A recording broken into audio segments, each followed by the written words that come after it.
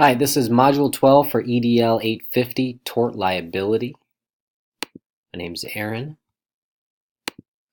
Tort liability, it's when, I'm going to talk about the educational side here, it's when teachers are responsible for the actions that happen within his or her supervision. If like an injury occurs while under the supervision, or even when the teacher's around but they're not really supervising, the teacher can be held responsible. There's two types, intentional and negligence. Intentional is when the individual knows the consequences, of what could happen. And it's also if that teacher or staff member goes out and does it intentionally, to injure another. And negligence, it's pretty much the teacher fails to give reasonable supervision or care.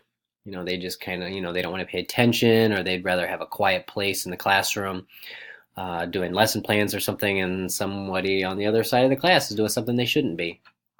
They are also required to predict possible outcomes in a situation. So, like outdoor games for elementary school kids, if they're out there, teachers should be able to predict if something bad is going to happen. You don't want kids to just be running into each other at full speed. That could be a case for negligence.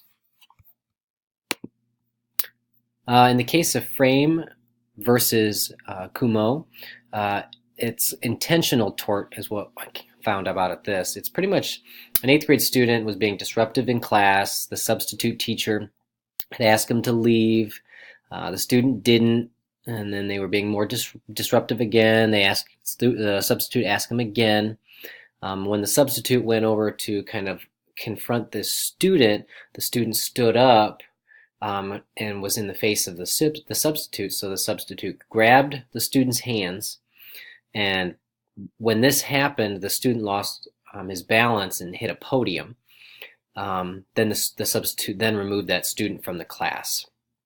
So the parents filed suit against the school and the substitute, and the court found that the substitute was actually justified in his actions, and that was because the student was very disruptive and asked to leave multiple times.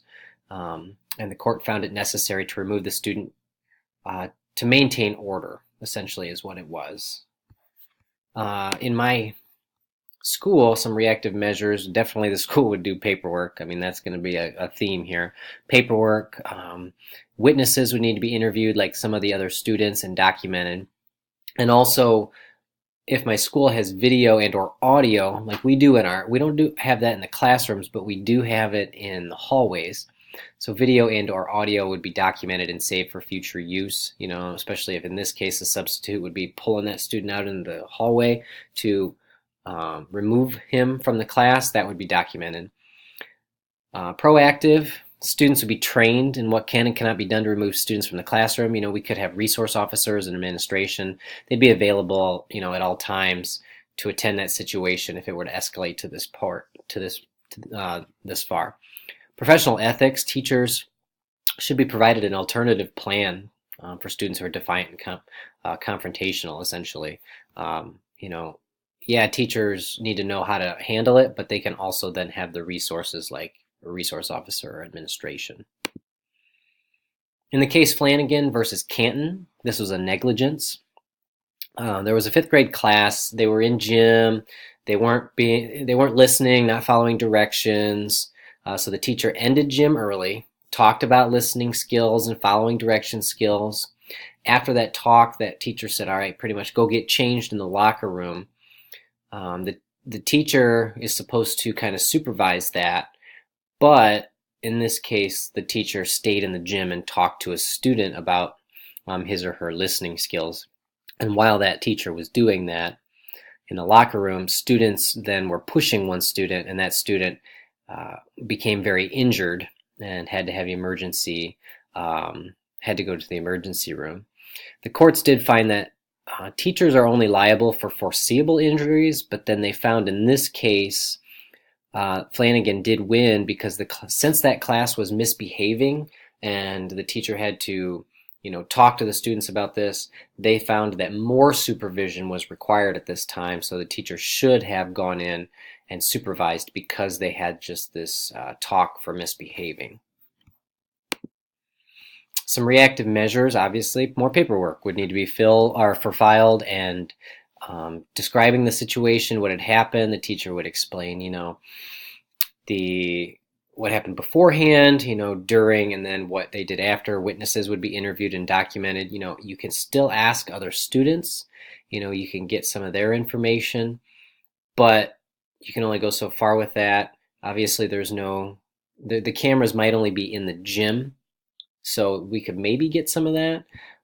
Some proactive measures, though, teachers would be trained in supervision of students. That's pretty much what it is. If a teachers should know when they should be able to supervise. Professional ethics remind teachers to talk to students when all other students are in view, not necessarily within an earshot. You can still talk to a student about something with other students close by, and that could have been a case here. Kaufman versus Garnett. Negligence. It was when a football coach demonstrated tackling on a player. According to the document, there was no prior demonstrations that had occurred from the coaches, and the demonstration was done without warning. He had the player standing there talking about tackling, and then the coach just tackled this student, picked him up, and pushed him onto the ground. They said that the coach was about 260 pounds, the player was about 140, so there's a huge difference there. The parents filed lawsuits stating gross negligence and intentional acts of assault and battery due to this. The courts actually sided with the coach and stated that football has potential harm. I mean, it was essentially saying to the parents, hey, you signed up, you had your son sign up for, football, so that in football you could be potentially harmed. And that's kind of what they did with this case. Some reactive measures, the coach would need to make a statement on what happened at the event. That would be like in writing. This would include who did the demonstration. That would be him, the coach, and reasons behind it. If there were any other witnesses, other coaches there. Proactive measures, parental consent forms are signed. I mean, I know at our school parents have to sign something in order for a kid to play, because they're under the age of 18, so they have to be able to have these on file. So that's something that we would have obviously done beforehand. Professional ethics. Coaches would need to take courses that allow them to supervise students. I know when I coached baseball, I had to take all these courses online, and I took all these online, and they gave me permits from the state. And when I took these permits, I was allowed to then work with students. And in this case, that would be something for coaches to have to do, is they have to get, their pupil activity permits and all these things that are done through the state. Hoyam versus the Manhattan Beach City School District. This is another negligence. The boy attended school partially one day, pretty much left the school property early without consent. On the way home or wherever the boy was going, he was then struck by a motorcycle in an intersection and was severely injured. Then the mother found out about it, went to the hospital, and then claimed to have issues with, her mental self, essentially saying, this shouldn't have happened. And they went after the school trying to get, some money for it. The courts granted immunity to the school for off-campus injuries when schools provide reasonable supervision. So it was pretty much in this case when the school has students there, at the school, if that school leaves without permission and it was off campus, that the school is okay at that point. Some reactive measures, the school would have met with attorneys immediately. I mean, if that happened, they should be calling the attorneys. Video would be collected on the student leaving the premises and time documented, so that way they could kind of see, how long when that student left to when the student got injured. Proactive measures, attendance taken during each class. I know at our high school we take attendance at every class period. Missing students should be reported. When they report, saying, hey, so-and-so is missing, then that way they can figure out where the student has gone. And then proper video surveillance at entrances and exits, just to be sure, that way you can see students leaving. And then professional ethics, policies in place on what to do if they're missing. That would be having to do with the reports. And the on the last slide, the courts had granted immunity to the school. They had stated that the duty was actually placed on the students. The duty is for them to not leave campus. It's not so much the teachers preventing students from leaving. So that's kind of where they went with that one. You know, the duty is placed on those students. It's their job to stay at school. And as soon as they leave the school, it kind of stated that it was on them. You know, anything happened outside of that, it was on them. And then Collins versus the Bossier Parish School Board. This is another negligence. This had to do with a bunch of kindergartners outside. There was one teacher for about 85 students. They were all at recess. At the beginning of the year, rules were demonstrated, how to play properly with each other, how only one person is allowed on the monkey bars at a time, you know, that kind of thing. And it stated that one student wrapped his legs around one student and they both fell. The one student who had legs wrapped around them, they had fallen, broken a leg. Parents sued for negligence and supervision, saying that the school didn't have essentially enough teachers outside. The courts favored the school board and found the teacher-student ratio was adequate. So that ended up, you know, they did state though that the parents also sued not only the school board, but the father of the student who wrapped the legs around him. And that case had won, and they ended up winning they ended up getting like $13,000 or so. But when it was versus the school board, the courts favored the school board.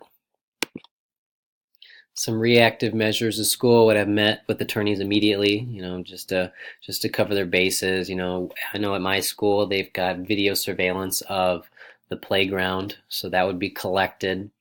And definitely send out reminders to the staff about proper supervision. And I know that we get right now, if we have our people outside and they're kind of congregating and talking while the students are playing, we get reminders often of the playground monitors, you know, hey, you need to separate. You know, you can't be all in one area in that big playground. Proactive measures, it kind of goes back to those emails.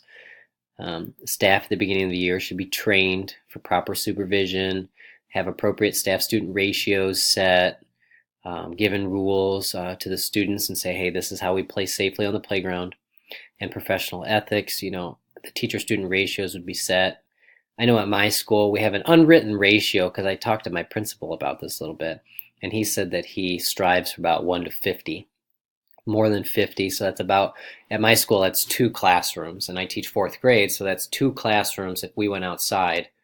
Then if I had another class, then I definitely would need somebody else. But he said that's an unwritten ratio, it's nowhere written down, but as a principal, that's his rule, he would state. And thank you, I appreciate it.